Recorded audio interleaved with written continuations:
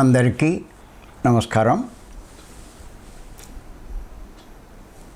కార్యక్రమం ప్రారంభించే ముందు గురువుగారు బ్రహ్మర్షి పత్రి గారికి ఒకసారి మనం ధన్యవాదాలు చెప్పుకుందాం. మనం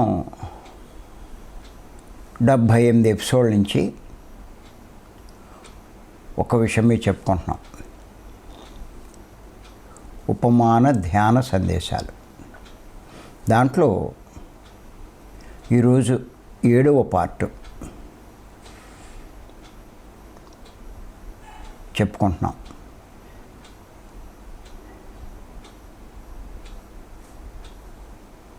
ఏమిటంటే ఉపమానం, పాము కూరలు పీకితే ఎవ్వరికీ హాని చెయ్యలేదు. అలాగే ధ్యానం ద్వారా మనిషిలోని చెడు తొలగిస్తే ఎవ్వరికీ హాని చెయ్యడు. మనిషిలోని చెడు తొలగిస్తే అంటే ఇక్కడ ఈ మాటలో అర్థం ఏంటంటే, ఎవరిలో అయినా సరే ఏ మాత్రం చెడున్నా ఎంతో కొంత హాని చేస్తాడు.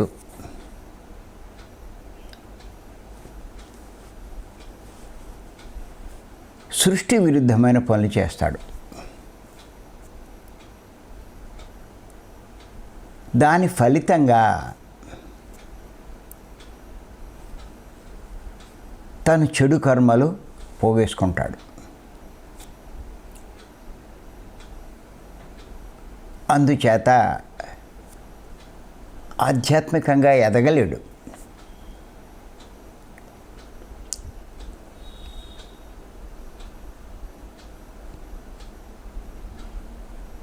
మీరు చూడండి, మన వాళ్ళు చెప్తూ ఉంటారు, ధ్యానం చేయండి, మీ 3వ కన్ను తెరుచుకుంటుంది, గత జన్మలు చూసుకుంటారు, సూక్ష్మ శరీర ధ్యానం చేస్తారు, ఇలాగా చెప్తూ ఉంటారు. కానీ గుర్తుపెట్టుకోండి, ఈ అతీంద్రియ శక్తులన్నీ కూడా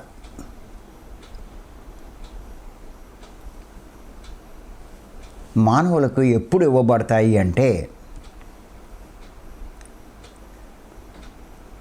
వారి కర్మలన్నీ దగ్ధం చేసుకున్నప్పుడు, కర్మలన్నీ లేకుండా చేసుకున్నప్పుడు ఇవన్నీ ఇవ్వబడతాయి.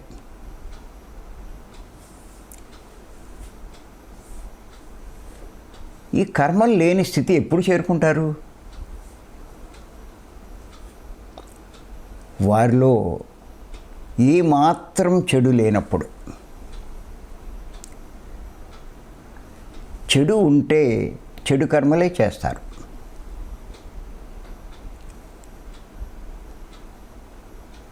ఎలాంటి చెడు ఉంటే అలాంటి చెడు కర్మలు చేస్తారు. ఎంత చెడు ఉంటే అన్ని కర్మలు చేస్తూ ఉంటారు. మరి కర్మలు ఉంటే ఇవన్నీ ఎక్కడొస్తాయి? ఈ అతీంద్రియ శక్తులు.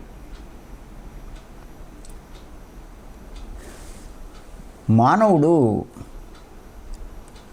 పరిపూర్ణుడయ్యేది ఎప్పుడు అంటే, ఇటువంటి అతీంద్రియ శక్తులు సంపాదించుకొని తద్వారా అతీంద్రియ జ్ఞానం పొందినప్పుడు. సహజంగా ఇంద్రియ జ్ఞానం అంటే ఇంద్రియాలతో చూడగలిగే జ్ఞానం అంతా ఉంటుంది ఏ మానవుడికైనా. కానీ అతీంద్రియ జ్ఞానం ఉండదు. ఇంద్రియాలకు అతీతమైంది అంటే ఈ కళ్ళకు కనిపించంది, ఈ చెవులకు వినిపించంది, ఈ ఇంద్రియాలు ఈ నోటితో చెప్పలేంది, ఇలాంటి జ్ఞానం.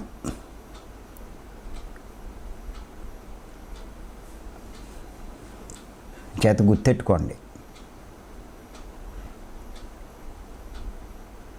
జ్ఞానము అంటే మన కంటికి కనిపించని దాని గురించి తెలుసుకోగలగడం.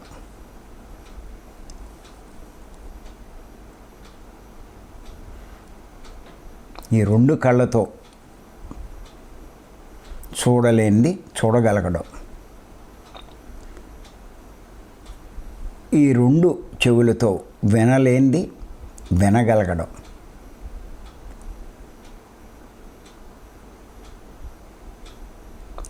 ఇలాంటివి చూసి వింటూ దాన్ని ఈ నోటితో చెప్పగలగడం అన్నీ యోగులు చేస్తారు.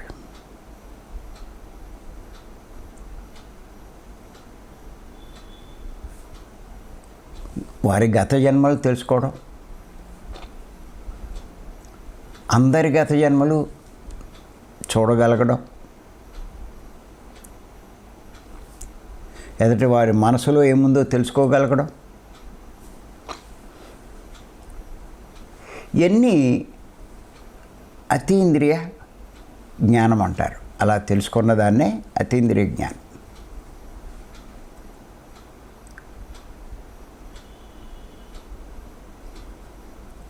అందుకే అంటారు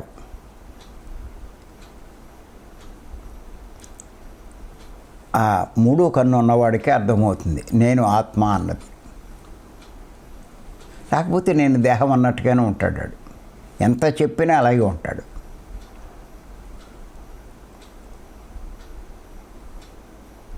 మరి ఈ అతీంద్రియ శక్తులు ప్రకృతి ఏం చేస్తుందంటే ఏ జన్మలో ఏది కావాలో ఏది అవసరమో వాడికి అవి ఇస్తూ ఉంటుంది. దాని ద్వారా ఆ జ్ఞానాన్ని సంపాదించుకుంటాడు. మెల్లిమెల్లిగా కొన్ని జన్మల్లో ఇటువంటి వాటి ద్వారా పూర్ణ జ్ఞానాన్ని పొందగలుగుతాడు, పూర్ణ స్థితికి ఎదుగుతాడు. అలా ఎదగాలి అంటే ఈ ఇంద్రియ శక్తులు, అతీంద్రియ శక్తులు ఎవరికైనా అవసరమే. అవి రావాలి అంటే ముందు కర్మలన్నీ పోవాలి. మరి కర్మలన్నీ పోవాలి అంటే ఆ జ్ఞానం పెరుగుతూ ఉంటే కర్మలు మెల్లిగా పోతాయి. కానీ వీడిలో చెడు ఉంటే మళ్ళా కర్మలు చేస్తూ ఉంటాడు. అంచేత ఎవరైనా ముందు ప్రయత్నించవలసింది ఊరికే మూడో కన్ను కాదు. మనలో చెడు తొలగించుకునే ప్రయత్నం చేయాలి ఎవరైనా సరే. నేను చెప్తున్నాను నేను.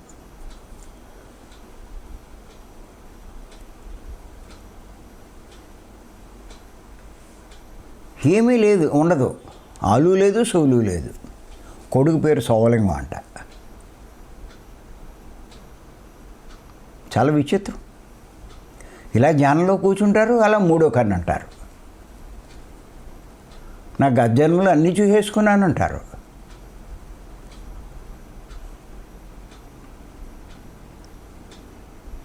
మరి చూసుకుంటే మొత్తం గత జన్మలో పుట్టినప్పటి నుంచి చివరికంటే అన్ని వరుసగా చెప్పమానండి. చెప్తారేమో చూద్దాం.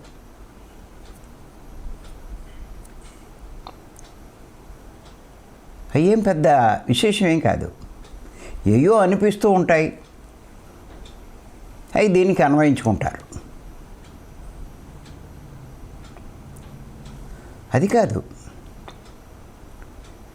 ముందు మీరు చేయవలసింది ఏంటంటే మీలో చెడు లేకుండా చూసుకోండి.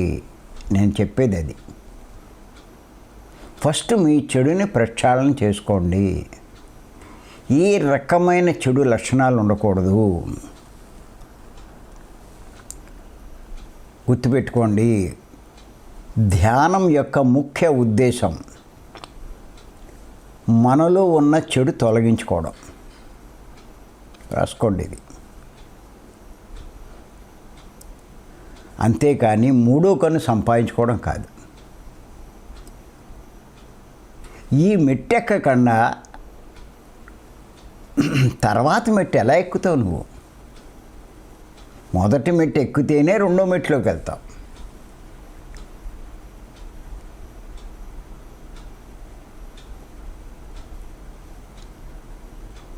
అంచేత ముందు దీని మీద దృష్టి పెట్టండి. మనమేమనుకుంటాం, నేను మాంసం మానేశాను, నేను ఏ దొంగతనాలు చేయను, అయ్యో ఒక మాంసం మానేసినంత మాత్రాన నీలో ఉన్న చెడంతా పోయిందా? ఎన్ని రకాల చెడు ఉన్నాయి మనలో. చెడు లక్షణాలు ఉన్నాయి, చెడు పనులు చేస్తూ ఉంటాం, చెడు తిండ్లు తింటూ ఉంటాం, చెడు మాటలు మాట్లాడుతూ ఉంటాం, చెడు ఆలోచనలు ఆలోచిస్తూ ఉంటాం, చెడు అలవాట్లు ఉన్నాయి, చెడు వ్యసనాలు ఉన్నాయి, చెడు గుణాలు ఉన్నాయి. ఇవన్నీ మనం తెలుసుకుంటాం. ఇప్పుడు అయ్యే తెలుసుకుంటున్నాం. ఇన్ని రకాల చెడు పెట్టుకొని మూడో కన్ను ఎలా వచ్చేస్తుందని నాకు అర్థం కాదు.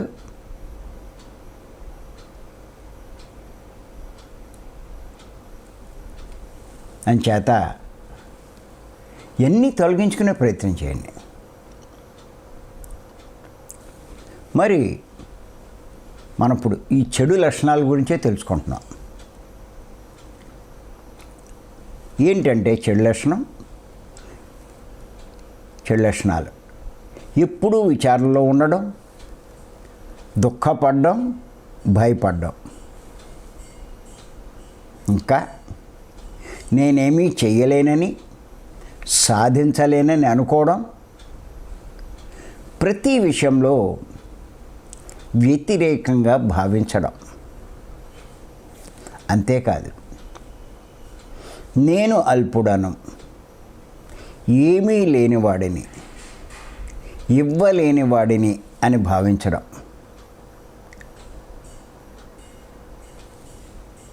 ఇంకా ఎదుట వారిలోని లోపాలు చూడటం. ఇవన్నీ చెప్పుకున్నాం మనం. వీటన్నిటి గురించి వివరంగా చెప్పుకున్నాం. ఇప్పుడు ఇంకొక లక్షణం గురించి చెప్పుకుందాం. ఎదుట వారిని చులకనగా చూడటం, తక్కువగా భావించడం, అవమానించడం. మళ్ళా రాసుకోండి. ఎదుట వారిని చులకనగా చూడటం, తక్కువగా భావించడం, అవమానించడం. ఈ లక్షణం కూడా చెడు లక్షణమే.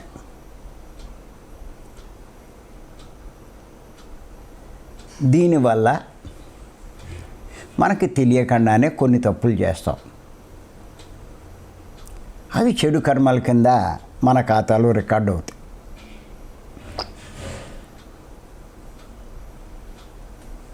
అంచేత ఇది బాగా గుర్తుపెట్టుకోండి.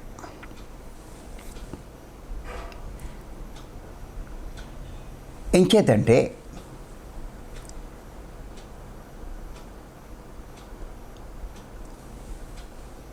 చాలామంది పనివారి పట్ల కానీ, భార్య పట్ల కానీ, డబ్బు లేని వారి పట్ల కానీ, తక్కువ కులమైన వారి పట్ల కానీ అమాయకుల పట్ల కానీ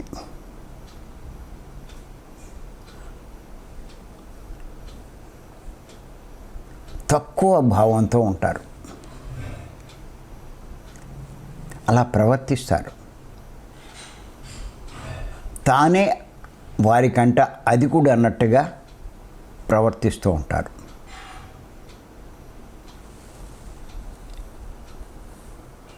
కానీ ఒకటి గుర్తెట్టుకోండి, ఇదంతా అజ్ఞానం.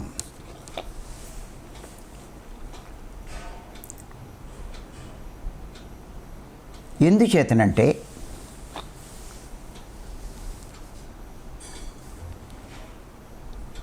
అందరూ ఆత్మలే, ఇది తెలుసుకోవాలి.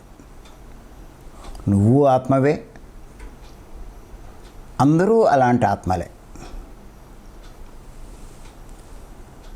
అంచేత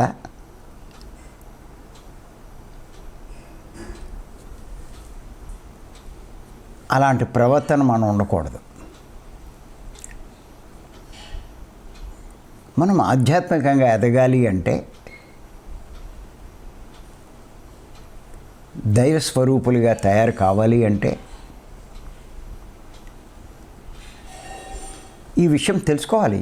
ఈ చిన్న విషయం ఇది తెలుసుకోకుండా నేనేదో గొప్ప అన్నట్టు, వారేదో తక్కువ అన్నట్టు, అది అహంకార భావం. గుర్తెట్టుకోండి, నీలో అహం ఉన్నప్పుడే అలా భావిస్తూ ఉంటాం. వాడు పనివాడు, దానికంట నేను గొప్పవాడిని, అవును నా భార్య నా మాట వినవలసింది, ఇది నేనే అదుకుణ్ణి.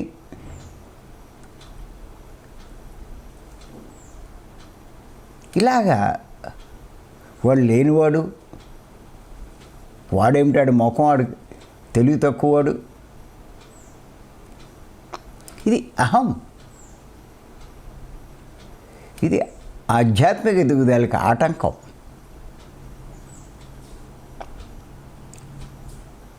అందుకే చూడండి, అన్నమాచార్యులు వారు అన్నారు, ఏమన్నారంటే బ్రహ్మం ఒక్కటే, పరబ్రహ్మం ఒక్కటే. ఆ పాట పాడుతూ హీనాధికములు ఎందుకు లేవు, అందరికీ శ్రీహరే అంతరాత్మ అన్నారు. అందరికీ శ్రీహరే అంతరాత్మ.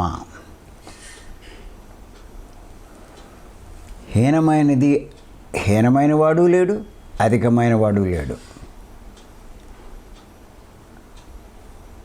ఆఖరికి ఏ ప్రాణికోటైనా సరే అన్నీ ఒకటే, అన్నిట్లో ఉన్నది ఆ శ్రీహరే.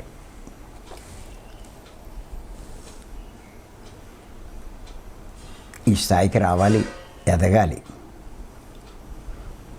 అంచేత ఇది తెలుసుకున్నవారు, ఇది అర్థమైన వారు, ఈ జ్ఞానం ఉన్నవారు, డబ్బున్నవారిని కానీ, పదవులు ఉన్నవారిని కానీ ఎక్కువగా గొప్పగా భావించరు. అలాగే అవి లేని వారిని కానీ, ముష్టి వారిని కానీ, రోగగ్రస్తులను కానీ, తెలివి తక్కువ వారిని కానీ తక్కువగా చూడరు.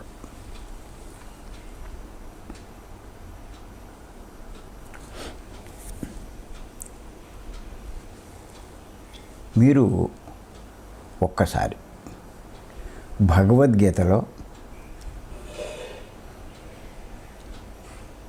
12వ అధ్యాయంలో 3వ శ్లోకం అండి, భగవంతుని పొందాలి అంటే, భగవంతుని పొందడం అంటే నేనే ఆ భగవంతుణ్ణి అని తెలుసుకునే స్థితి. ఇప్పటిదాకా భగవంతుడు వేరు, నేను వేరు అన్న భావనలో ఉంటున్నాం. కానీ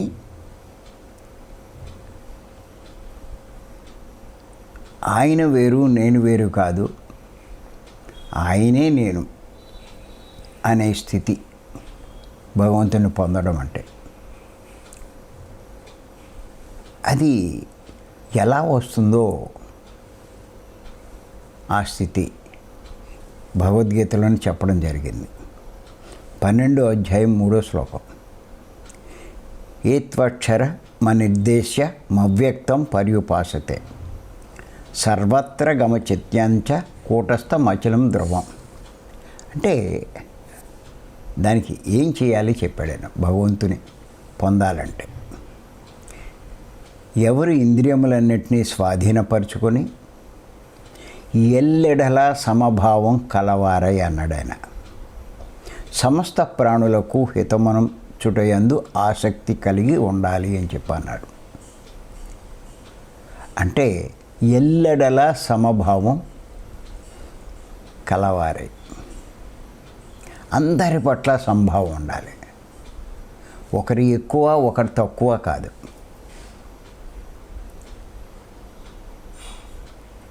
సృష్టిలో ఉన్నవాళ్ళంతా సమానమే. ఎవరు ఎక్కువ ఎవరు తక్కువ. అలాగే మనం చూస్తే కనుక 5వ అధ్యాయం 18వ శ్లోకం ఏంటంటే, విద్యా వినయ సంపన్నే బ్రాహ్మణే గవిహస్తిని సునిచైవ స్వపాకైచ పండిత సమదర్శన. అంటే విద్యా వినయం కలిగినటువంటి బ్రాహ్మణుడు గోవు, ఏనుగు, శునకము, కుక్క మాంసం వండుకుని తినే చండాలుడు, వీరందరి పట్ల సమదృష్టి కలిగిన వాడే పండితుడు. అంటే జ్ఞానంలో పండినవాడు అని చెప్పి అన్నాడు. అంచేత స్పష్టంగా చెప్పాడు భగవద్గీతలో. ఎవ్వరి పట్ల తక్కువ భావం, హీనభావం, అల్పభావం ఉండకూడదు. అది కూడా చెడు లక్షణమే. బయట వాళ్ళు కూడా మనకు అనవసరం. ఈ మార్గంలోకి వచ్చాం. మనలో ఉన్నటువంటి చెడు సరి చేసుకోవాలనే నిశ్చయంతో ఉన్నాం. అంచేత ఆ స్థితి ధ్యానం చేస్తున్నాం. ఇంకా వచ్చిందా లేదా, ఇంకేమైనా లోపాలు ఉన్నాయా, అది చూసుకోండి. మీకు ఒక్కొక్కటి సరి అవుతూ ఉంటే మీరు ఎదుగుతున్నట్లు ఎక్కండి. మీరు సరి చేసుకోగలిగితే, మీ ప్రవర్తన మారిపోతే మీరు చాలా ఎదిగినట్టు. ఏం కావాలి మీకు ఇంకా?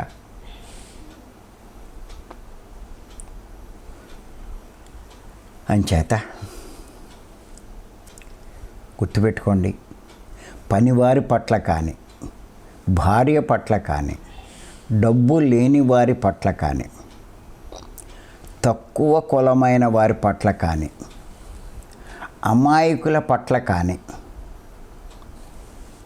తక్కువ భావంతో ఉండకూడదు.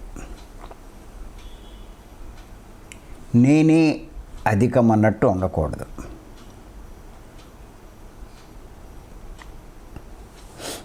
గుర్తుపెట్టుకోండి ఇదంతా.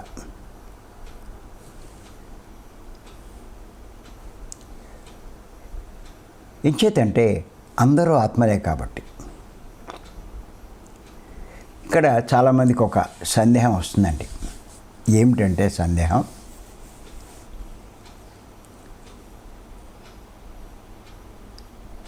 మరి పనివాడు నేను ఒకటవుతే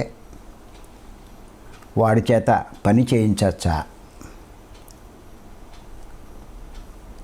భార్య నేను ఒకటే అవుతే భార్యతో నేను కాపురం చేయొచ్చా? ఎలా, ఇప్పుడు నేనేం చేయాలి అన్న డౌట్ వస్తుంది చాలామందికి.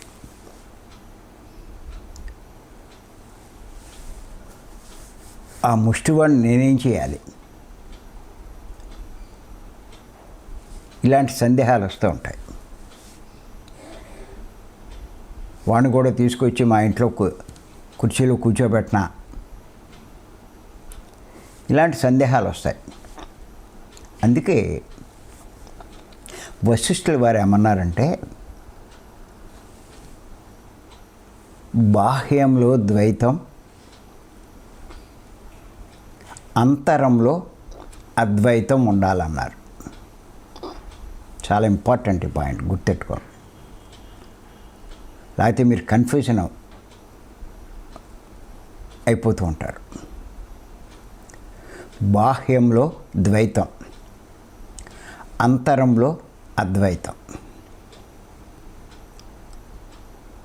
బాహ్యంలో అంటే పనివాడిని పనివాడిగానే చూడు, కానీ అంతరంలో వాడు ఆత్మస్వరూపుడే, నేనెంతో వాడు అంతే. ఆ భావం నీలో ఉన్నప్పుడు కించపరచవు, అవమానించవు,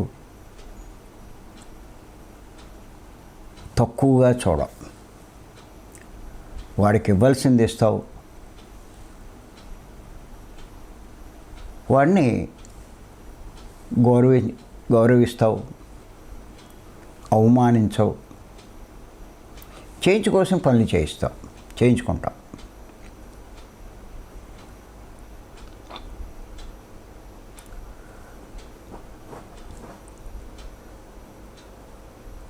అది అలా చేస్తావు. అలాగే భార్యతో సంసారం చేస్తావు, కానీ ఆవిడని గౌరవిస్తావు, నీతో సమానంగా భావిస్తావు.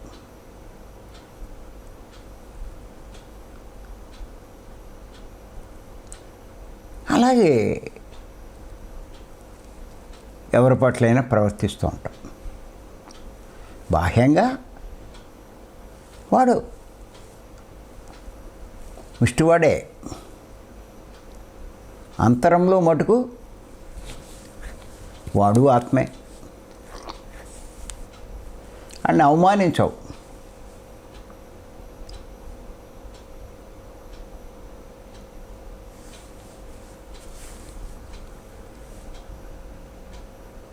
అంచేత వాడిని కించపరచవు. ఇలాగా వశిష్ఠుల వారు చెప్పారు.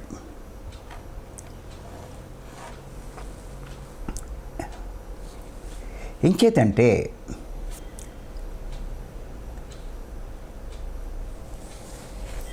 ఒక సందర్భంగా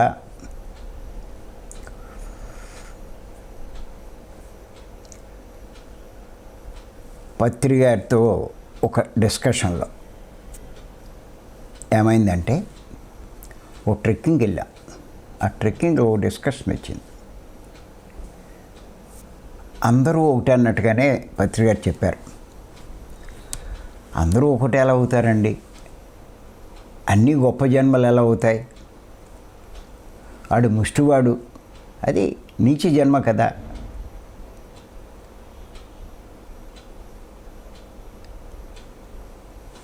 వాడు కోటీశ్వరుడు, అది గొప్ప జన్మ కదా. అప్పుడు తిట్టారు ఆయన. అన్నీ గొప్పవేనయ్యా, ఏది నీచ జన్మ కాదు, హీనమైన జన్మ కాదు అన్నారు. మొదట్లో నాకు అర్థం కాలేదు ఆయన మాటలు. స్పష్టంగా కనిపిస్తుంది, పనికిరాని జన్మది. అడుక్కుంటున్నాడు, ఈ జన్మ కాకపోతే. తర్వాత అర్థమైంది. నా జ్ఞానం పెరిగే కొద్దీ. ఇంచేతంటే అందరూ ఆత్మలే. వాళ్ళు కొన్ని కర్మలు అనుభవించడానికి అలా అనుభవిస్తూ అనుభవం పొంది పాఠాలు నేర్చుకోవడానికి ఆ రకమైన జన్మ తీసుకోవడం జరిగింది. ఆ జన్మలో ఆ పాఠాలు నేర్చుకుని మరుజన్మ మళ్ళా గొప్పవాడిగా జన్మిస్తాడు. అందుచేత ఇప్పుడు అలా కనిపిస్తున్నాడు, వాడు గొప్పవాడే. చేత తక్కువగా భావించకూడదు. ఇక్కడ ఒకటే గుర్తెట్టుకోండి, మీ భావం ముఖ్యమండి. ఆయన తెచ్చి ఇంట్లో నెత్తి మీద ఎట్టుకోమని కాదు. ఆ భావంతో ఉన్నప్పుడు నీ ప్రవర్తన ఒక రకంగా ఉంటుంది, ఆ భావం లేనప్పుడు నీ ప్రవర్తన ఇంకో రకంగా ఉంటుంది. అంచేత భావం సమానంగా ఉండాలి. ఎంచేతంటే భవిష్యత్తులో వారు కూడా దైవ స్వరూపులుగా ఎదుగుతారు, గొప్పవారు కాగలుగుతారు.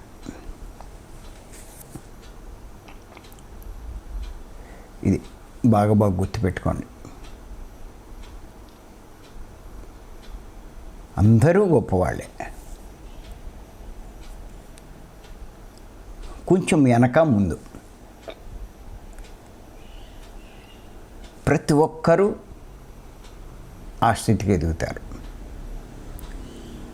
చేత ఆ భావం వదిలేయండి.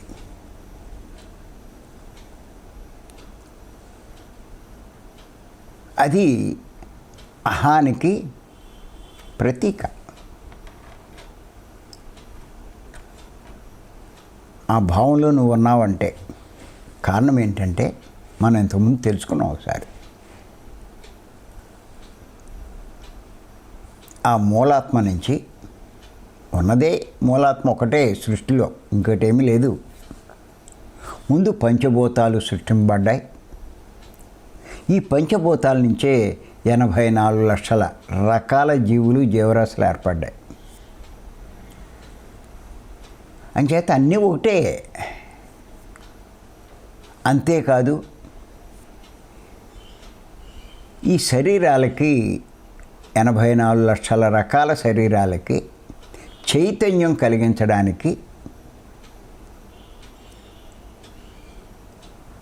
ఆ మూలాత్మ, ఆ పరబ్రహ్మ, ఆయనలోని శక్తి, కొంత చైతన్య శక్తిని వీటిలన్నిటిలో ఎంత అవసరమో అంత ప్రవేశపెట్టబడ్డా. అందులోనే అంశాత్మ అంటాం. ఆ శరీరంలో ప్రవేశిస్తే జీవుడు అంటాం మనం. అంచేత ఈ శరీరాన్ని నడిపిస్తున్న ఆ శక్తి ఆయనే. ఈ శరీరం కూడా ఆయన నుంచి వచ్చిన పంచభూతాలతో తయారు చేయబడ్డాయి. కాబట్టి వీటికి అన్నీ ఒకటే. ఇక్కడ ఎక్కువ తక్కువ ఏమీ లేవు. ఈ విషయం తెలుసుకోవాలి ప్రతి ఒక్కరు. అప్పుడు మీ ప్రవర్తన మరి పూర్తిగా మారిపోతుంది. అంచేత అలా భావించడం, అలా ప్రవర్తించడం, అలా అనుకోవడం, ఇదంతా మనలో ఉన్న ఒక చెడు లక్షణం. మరి మనం ఎప్పుడైతే ధ్యానం తీవ్రంగా చేస్తామో, ఆహార నియమాలు పాటిస్తామో, మెల్లిమెల్లిగా ఈ చెడంతా పోతుందండి. అందుకే నేను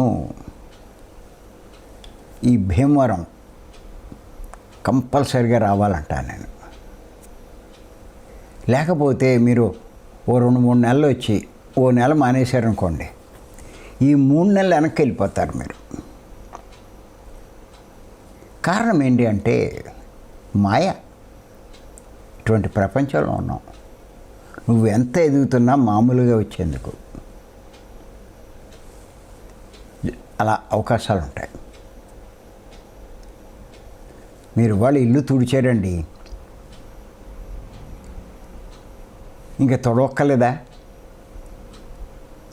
అంటే అంటాం. మళ్ళీ తుడుచుకోవాలి కదండి, ఎందుకు తొడవడం, నేను తుడిచావు కదా అంటే ఎంత తుడిచినా మళ్ళీ దుమ్మట్టేస్తుందండి అంటారు. అలాగే మీరు ఎంత మనసును శుద్ధి చేసినా మళ్ళా ఒక నెలలు పోయేసరికి మనసు మలినమైపోతుంది. మర్నాడు ఓ వారం రోజులు పైగా చూడండి, తుడిచిన ఇల్లులో ఉండదు. అలాగే బాగా ధ్యానం చేశారు, భీమవరం వచ్చి బాగా శుద్ధి చేసుకున్నారు, మంచి పట్టు సాధించారు, 5 నిమిషాల్లోనే ధ్యాన స్థితిలోకి వెళ్ళిపోతున్నారు. కానీ మళ్ళీ ఒక 2-3 మాసాలు మీరు బ్రేక్ ఇచ్చారు అంటే మళ్ళా మనసు మళ్ళీ మలినం అయిపోతుంది, మామూలు స్థితికి వచ్చేస్తారు. చాలా కష్టమండి ఇది. నిరంతర సాధన చేస్తూనే ఉండాలి. మనసు మలినమయ్యే కొద్దీ మళ్ళీ చెడు ప్రవేశిస్తూ ఉంటుంది, మనసు శుద్ధమయ్యే కొద్దీ చెడిపోతూ ఉంటుంది. ఇన్ని రకాల చెడులు ఉంటే మామూలు విషయమే అండి. ఎంతసేపు మూడో కన్ను మీద, సూక్ష్మ శరీర యానం మీద, ఈ అనుభవాల మీద దృష్టి పెడతారు. చెడు పోయిందా లేదా చూసుకోరే. అంచేత చాలా కొద్దిమంది, ఆ కొద్దిమందిలో మీరు నిలబడలేరండి ఇక్కడ.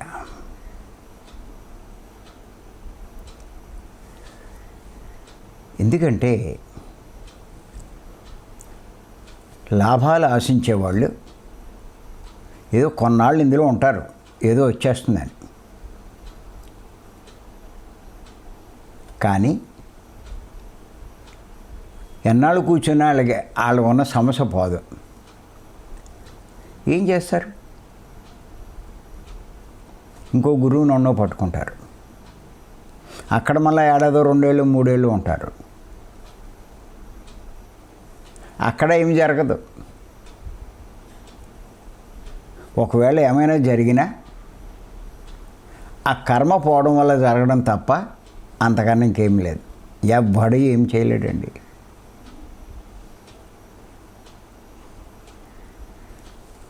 ఎవరిని ఆరే ఉద్ధరించుకోవాలండి. చేత సమస్యలు అయ్యి కావు, చెడు ఉండడం వల్లే అన్నీ వచ్చినాయి. మీ చెడే లేకపోతే అవి రానే రావు. ముందు కొన్ని చెడు చెప్పుకున్నాం. పత్రి గారు అన్నిటికంట మూలమైన మాంసాహారం మానేమన్నాడు, మాటలు జాగ్రత్తగా ఉండమన్నాడు, ముఖ్యమైనవి చెప్పాడు. ఇప్పుడు అవన్నీ మనం అధిగమించాం, పెద్ద పెద్దవన్నీ కూడా. ఇప్పుడు చిన్నవి ఇంకా సూక్ష్మమైనవి అవన్నీ తెలుసుకుంటున్నాం. ఇప్పుడు ఎదగకపోవడం ఏంటి? మీలో ఎంతో మార్పు వచ్చింది. ఇంతకు ముందుకే ఇప్పటికి ఇంకొంచెం ఎదిగే ప్రయత్నం చేస్తున్నాం. అది అంచేత మరి రేపు మరికొన్ని విషయాలు చెప్పుకుందాం. ఈ అవకాశం ఇచ్చి మీ అందరికీ నేను మరొక్కసారి ధన్యవాదాలు చెప్తాను. Thank you.